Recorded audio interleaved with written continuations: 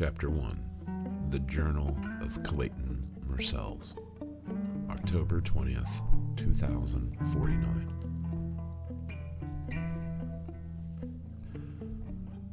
When my sister's husband died, she took to spending hours watching ghost light scans of him walking through the house, working in the garage, and whatever mundane tasks he might have went about before his death. This escalated into reviewing conversations that they had had together and entire days now lost, but in the light of the scanner. She told me one night, as we sat at her kitchen table after she had disregarded a month of work, that she had spent hours the night before watching herself and him make love 2 months ago. I gave her the same old talk about unhealthy obsessions and letting go of the past, but I knew it was a lost cause. The past can be a paradise once you start seeing it through a new lens, or in this case, a clean pair of blue-violet glasses. To this day, I wonder if there was really anything I could have done so that I wouldn't have had to have found her laying dead in that room. She had set the scanner so that it would replay her last 20 minutes before the suicide, over and over until someone arrived. It was her form of a suicide note, a simple explanation of how she had come to believe that if she died in the ghost light, she could travel in the ghost light, live in the ghost light. It is a known fact that for most of human history, only approximately 1 out of every 5 million people or less was actually possessed of what you might call a photographic memory. For the most part, human beings have a tendency to alter almost every memory they have with wish, doubt, fear, and denial. Even at the turn of the new millennia, with the advent of genetic engineering and intellect-boosting therapies, the human memory remained a very flawed and fragmented thing. For all those who boasted that the ghost light would do away with debates over what happened or who said what, I now look back with fond laughter for their naivety. Never underestimate the human ability to distort their own perceptions in the pursuit of substantiating their own beliefs and delusions. As hard as it may be to believe, ghost light became more of a detriment than anyone would have imagined, except maybe for all the people who tried to warn everyone of this exact thing. And then something happened which turned it all upside down. It was year 3 of the ghost light scanner's onslaught upon world culture when the first news report was made concerning a recent series of murders in the St. Louis suburbs. Someone traveling door to door, introducing themselves as a health inspector, had brutally murdered 4 families over the course of 9 months in a strange bondage ritual during which the family members were forced to watch as the others were tortured and killed. The killer made no attempt to hide or disguise himself and, in fact, discussed the murders as they were being carried out as if performing for an audience. It became clear to investigators by the second killing that the killer was doing this intentionally for the benefit of officers using the ghost light scanner. The perpetrator was easily identified as a real estate agent living in the city and was soon apprehended and brought into custody. Neil Kenny vehemently denied any part in the killings, but despite a lack of DNA evidence and several solid alibis, he was convicted in one of the shortest murder trials in Missouri history. After only 1 year on death row, he was executed via lethal injection. 1 week later, there was another ghost light murder. And even more mysteriously, ghost light scans at other similar murders across the country revealed a culprit who, to all appearances, could only be the deceased Neil Kenny. A full-scale investigation was immediately launched. The first theory was that someone was impersonating the dead serial killer. However, computer analysis of the scans showed that every dimension of the killer's body and face matched Neil Kenny to an exact measurement. Furthermore, the killer continuously referenced events occurring during his trial and incarceration and execution, which only Kenny would have known. The most baffling thing about the murders was that no details concerning how the serial killer had gained entry and committed the crimes made any sense to forensic experts. It would seem that the information being presented by the ghost light scanners did not parallel the events that had actually taken place. How could it be possible that the scanners could be wrong? The answers would only be forthcoming as more anomalies came to light. A woman in Corpus Christi, Texas, reported that she had witnessed her daughter being molested by a neighbor in plain view using the ghost light. Although her own daughter denied the attack had ever taken place and, upon medical examination, showed no signs of abuse.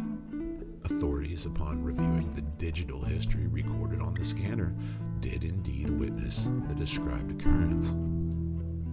An elderly man from Michigan called police after witnessing a drug-fueled party taking place in his garage while he was gone visiting family in Florida. Upon investigation, no signs of any party could be found, and the teenagers in question all passed blood analysis and hair follicle testing with flying colors. Police were frustrated when called 2 more times by the same man over the next month with the same report. After reluctantly agreeing to return to the man's home, they found that the scanner showed the third party to be during an evening when the owner of the house was actually present and inside the house in bed. When the news broke, I was sitting at home watching some late-night talk jibber-jabber between a young self-deprecating host and a morally ubiquitous overrated movie star. I was lying in a semi-conscious state of antidepressants and ineffective sleeping pills when my program was interrupted by a late-breaking bulletin in the corner box of the window-sized paper-thin screen on my wall that doubled as TV viewing unit and computer monitor. Realizing that I could not process the information in my current state, I closed my eyes and attuned my consciousness to the Wi-Fi waves and sent my virtual self floating into the web. I was immediately dropped into the first level of virtual cyberspace. As the 3-dimensional console grid appeared before me as a hovering outline in the sparkling mass of numbers and light, I touched the box flashing current newsfeed and immediately began downloading the information directly into the implanted data processor in my left frontal lobe. A leading theoretical physicist had, at the advent of the ghost light discovery, sent a thesis to leading members of the American Corporate Ethics in Technology Committee, ACET for short, stating that in accordance with multiverse theory, that it was entirely possible that ghost light did not just reveal the given events of our own particular quantum band, but may indeed touch upon others. The physicist had explained in detail that if another parallel reality close to our own had invented ghost light technology around the same time as we had, then the result may be a bridge in quantum space where both realities merged. The ACET had done all but laugh at the warning by the physicist and had immediately dismissed the report as parapsychology. This had all occurred before ghost light scanners had even been tested thoroughly in Europe. Now it seemed possible that maybe the past we had been viewing, at least on some occasions, may not have been our own.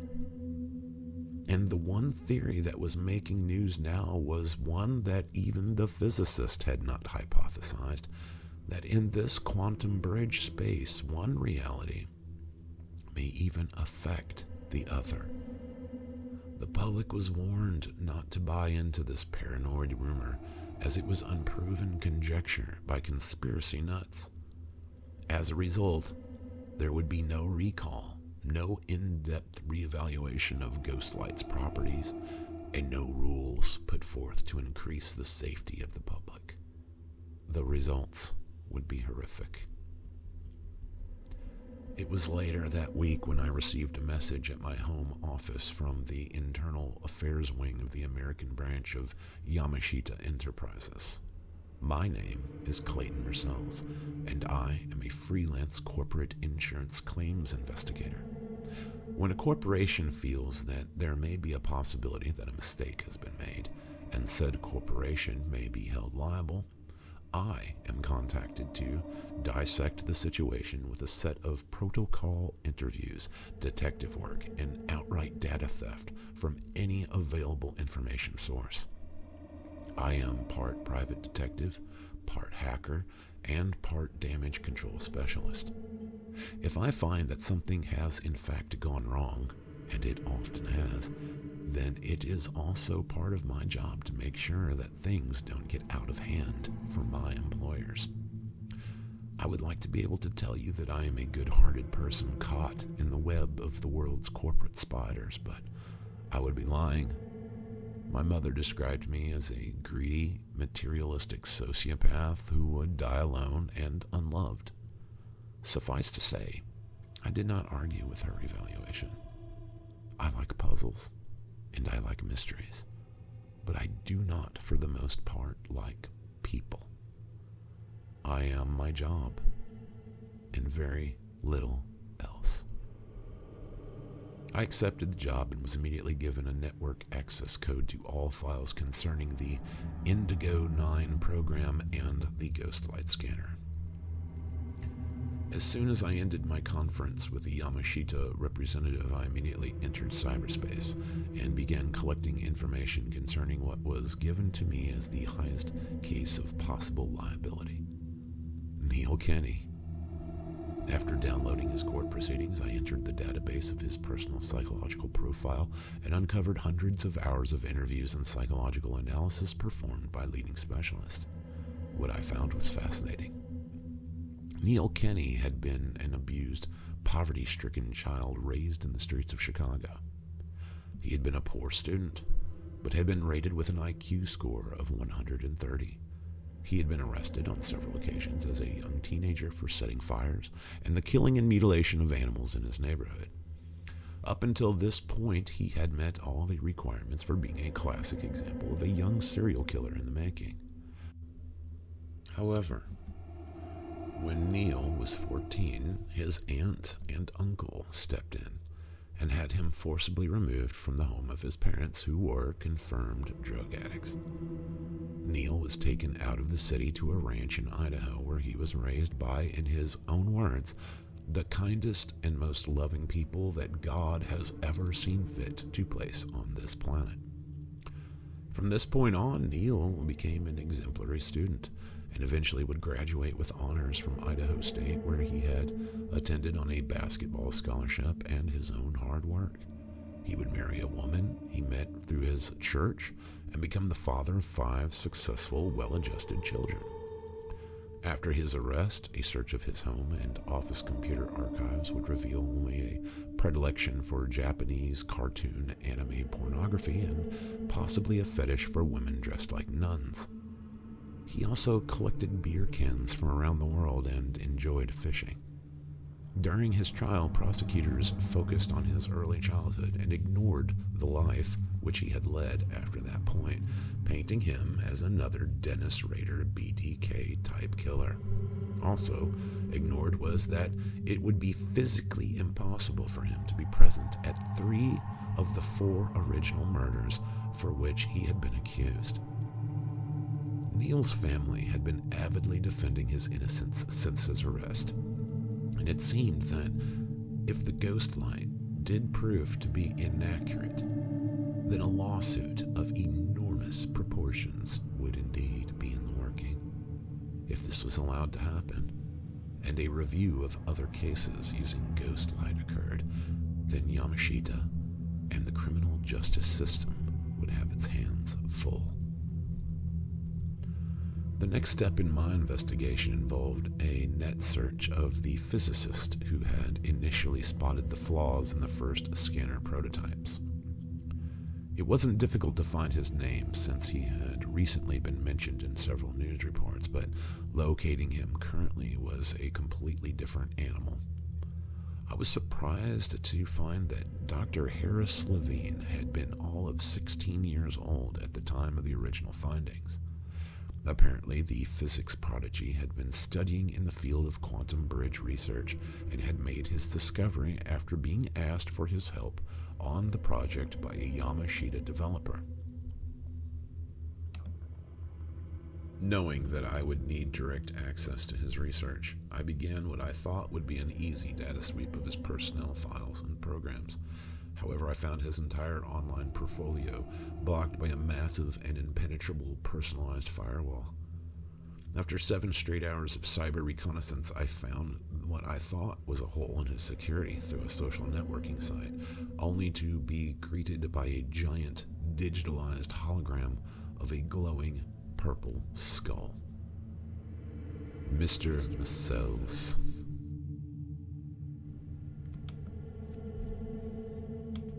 It said as it hovered menacingly above me, floating in cyberspace.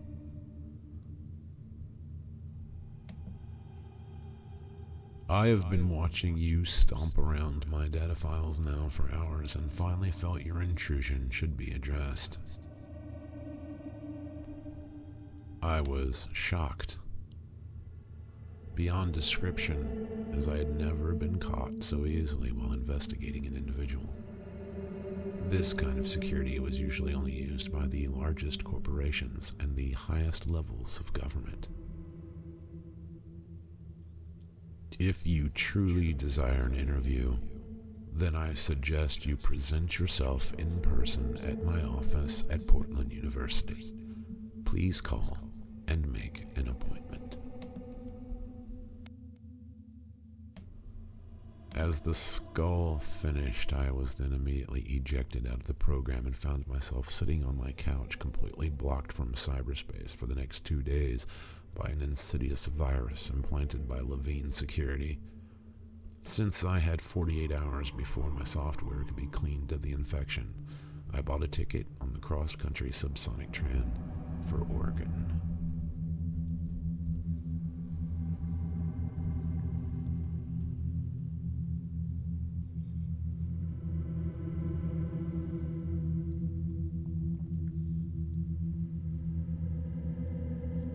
Chapter 2. The Distortion Diaries. September 12th, 2033.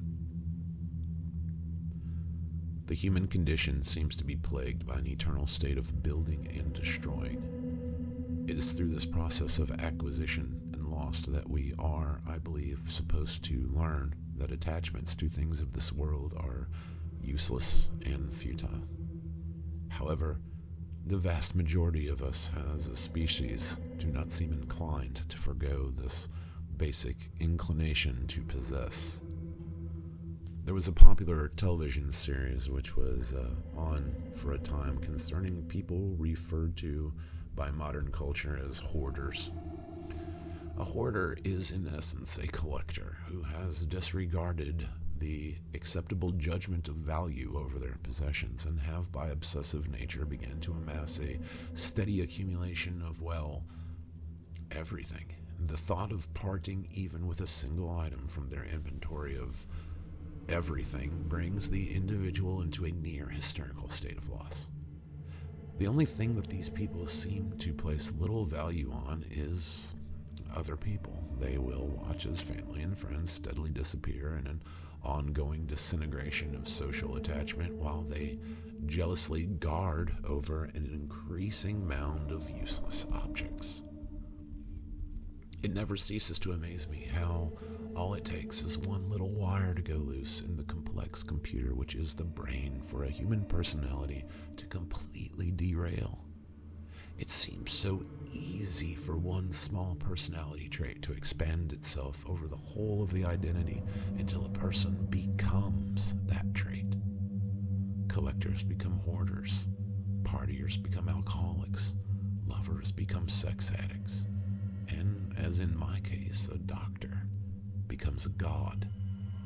Hey, wait a minute, you might say.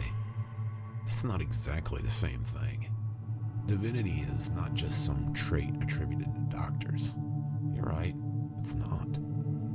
But it was a quality which was given to me, and I became a doctor before ascending to divinity.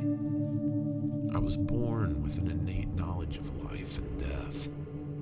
I used this intuition to become a surgeon, and from the meager tools and insights of medicine, I elevated my abilities to the status of godhood. But I digress. What is the difference between you and, let's say, a table? I mean, you're both made up of more or less the same particles on a subatomic level, so what makes you so damn special? Well, let's see. You move, think, feel, fart, eat, and screw, while on the other hand, the table just sits there and lets you put your drinks on it. It really all comes down to flesh. You are flesh, and the table serves your flesh. Now we have hit upon a very fundamental truth of the human condition. The particles which make up your body have something in the mix that the particles in the old table don't. Wasn't the table once a tree, you ask? Yup. So in essence, you have subjugated the tree with your flesh, and are now using its corpse on which to eat your dinner. You have exalted yourself over that tree, and diminished its role to that of an object. This is, in fact, a low state of divinity. All of us are low gods to a certain degree. But what of those who subjugate the flesh of others to their own? To a point, we all do it. However, it is really a matter of the degree to which we subjugate others that determines our ranking on the totem pole of power. As for myself, just understand that in my opinion, you have a lot more in common with that table than you do with me. Do you have any idea what I can do? To me, flesh is like a canvas, and I can transform it into something new and beautiful. In a few hours, I can cure a condition which might have killed you 30 years ago. Some kids gets his face bashed while trying to replicate a stunt performed by some skateboard pro, and I can make him look better than he did to start with. Come on, people. You acknowledge my superiority every time you pay the bill. If it wasn't for people like me, then the average lifespan would still be in the 30s. And every time a woman got pregnant, they'd be saying prayers that she'd live through the delivery. How can you even question that I was given something that you weren't? To be honest, I am insulted that you made me pay back my student loan. You should have paid my way through medical school and then thanked me for taking the time to do it. Seriously. I could have just designed some computer software, made $1 million, and then sat back poolside and drank daiquiris for the rest of my life. Oh, but somebody designs a new video game system and the credit cards come out. I stitch your internal organs back into your torso and you sue for malpractice. I'm just saying that you should be grateful that I ever picked up a scalpel. And if in turn begin to request a little extra something in compensation, you should be that much more willing to oblige. You eventually will just have to acknowledge that there's just something more to my particles than yours. As a point of interest, think of this. You kill trees and make tables. Well, Ed Gein, the serial killer, made tables out of people. Well, maybe not tables, but quite a few lampshades, mobiles, and other assorted crafts. Ed Gein was by no means a doctor. As a matter of fact, he wasn't even particularly bright. He just took the initiative to exalt his flesh over that of others. How does this relate to me? At least I give back. I've given you bigger boobs, pouty lips, and a cellulite-free ass. Gein just made a dress out of vaginas and went frolicking in the cemetery. I'm not making crafts here, people. What I do is art. What it comes down to is that special something in those particles that set them apart from all the others. The individual energy of direction which determines what will have dominance over everything else. I've got it. You don't. Learn to deal with it. People come to me and pay great deals of money so that I may free them from their flaws. In many instances, these flaws are merely exaggerations of a troubled mind, but who am I to say? The mind has a filter through which the senses feed information, and when that filter is imperfect, as it almost always is, a person's perception of themselves and the world around them can be horrifying and sad. Humans despise the jokes that nature plays on them. They see themselves as the victims of a barrage of unseen forces which force them into a state of ugliness from which they always so desperately wish to escape. I can offer them this escape. I can give them a way to be what they have always wanted to be. However, I could offer you so much more. I can liberate you from the bonds that reality has forced upon you. The only true beauty is within the soul, and I can merge that beauty with the flesh and then project it back into a spirit more exquisite than any of these people could have accomplished on their own. Beauty is the reworking of nature by the mind, and this is my trade. However, my true gift is the recreation of the soul via the flesh, and this is my art. The real magic, the real art, is really all about the ghost, God. Our world is filled with them. They linger everywhere, and they make my work ever so much more complicated.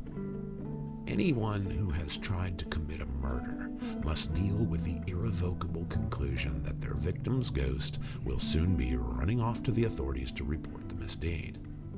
These aimless, whining spirits have been the bane of my every attempt to create.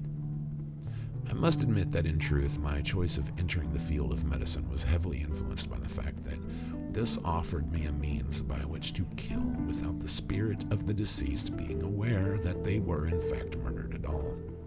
Still, my experiments were so limited that at times I contemplated whether it was even worth the trouble. It was not until I was brought into contact with a new creation of modern technology that I truly was allowed to bloom into my true powers of creation. It began one night when I was driving home from the clinic, and I received a message on my cell phone from an associate of mine named Cleve. Cleve was a member of a loosely knit group of underground body modification enthusiasts, and also was one of the few people who I had trusted to be allowed some degree of trust in my private world. Cleve ran a small tattoo and piercing shop off of the main business district in St. Louis, but a substantial part of his income was in the acquisition and selling of black market technology and medical supplies. He had been an invaluable asset to me over the past few years as my secret hobby grew, and I had developed a growing need for equipment and tools by which to accomplish my goals. The beauty of Cleve was that he did not ask questions, but was still completely willing to find and deliver on any item that I might require. It was a rarity for him to contact me, and I knew that this meant he had come across something he felt I would like considerably. Despite putting in a long day at the clinic, I turned to my car and headed directly for Cleve's shop. I parked a few blocks away from the shop in order not to draw attention and walked through the warm, falling summer rain down the sidewalk, past the empty, unrented buildings towards the glowing neon axe which was the emblem of Cleve's establishment. I could see the telltale wisps of pale shadows in the darkness of the vacant buildings which indicated the presence of roaming apparitions. At one time, this had been a thriving area. And I'm sure the spooks inside had at one point worked jobs in the buildings where they now reenacted perfunctory actions reminiscent of their former existence. I heard a voice from an alleyway as I passed, and what I first thought was a vagrant was instead a floating phantom, moaning wearily as it studied the winding rope of intestines which it held pathetically in its hands. That's the beauty of ghosts. Humans have this way of carrying over their final impressions during the moment of death into the imagery which represents the actual form of their ghost. A spirit will often represent the memory it has of its last few minutes in a very obvious and visually disturbing way. The process is truly interesting and ultimately annoying. I entered the shop and heard the familiar electronic beep of the door sensor as I glanced around the empty waiting room and studied the various band posters and winced at the overpowering aroma of incense and sweat. It was an hour past closing, but Cleve had been expecting me. He walked from the back room as he removed his latex gloves, and I saw that he had been adding yet another scribble to the endless galleries of inane pictures he had scrawled over his body. Cleve was not very particular in his choice of tattoos and was covered in everything from skulls and comic book villains to Celtic crosses and Buddhist proverbs.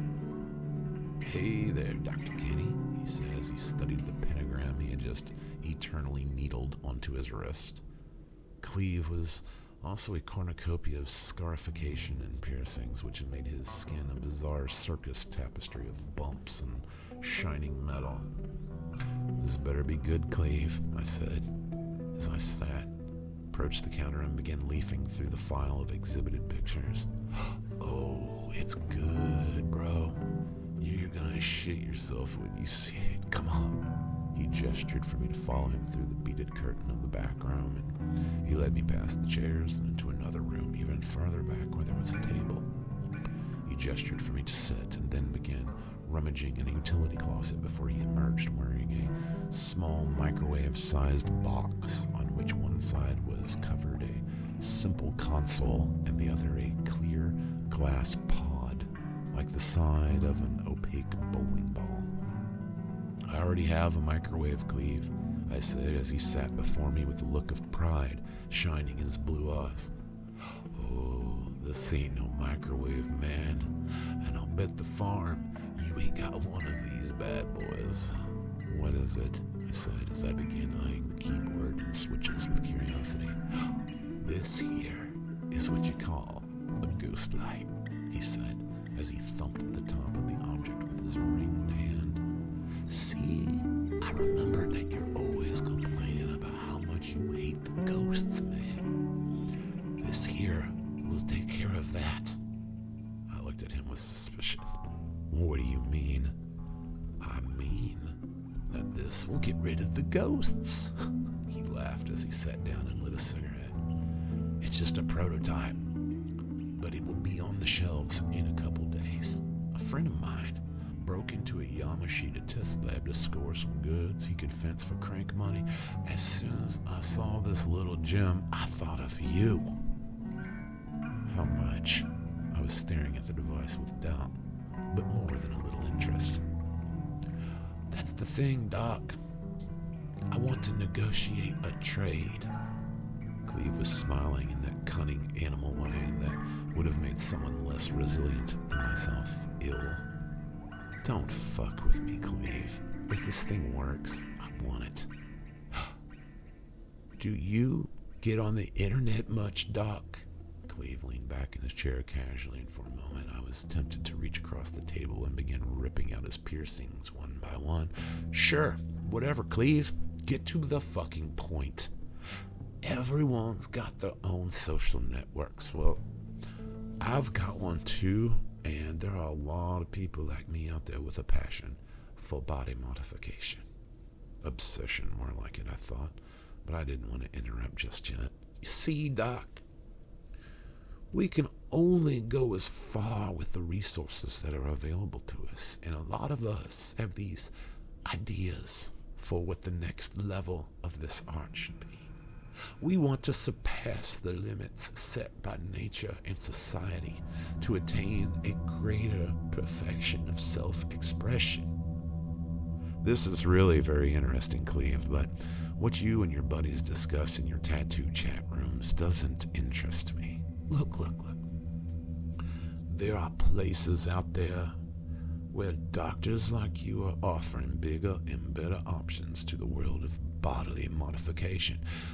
But they're all way too timid for the kinds of things I and my associates are seeking. I'm not going to sit here and pretend like I don't have a pretty good idea what you're into, Doc.